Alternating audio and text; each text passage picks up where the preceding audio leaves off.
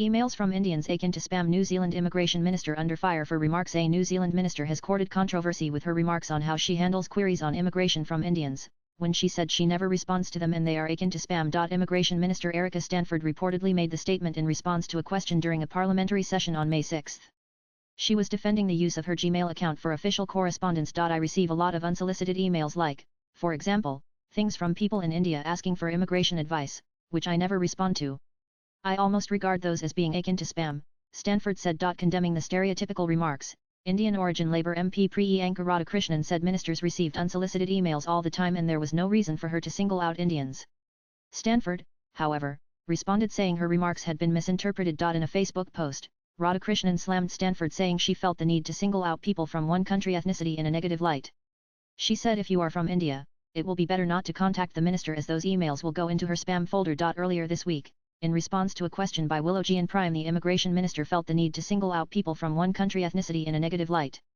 If you're from India, don't bother emailing her because it's automatically considered spam, Radhakrishnan said on Facebook. She added so much for the National government focus on strengthening the relationship between India and NZ and focus on people-to-people links. According to a report by the Indian Weekender, Radhakrishnan said, such comments reinforce negative stereotypes about an entire community.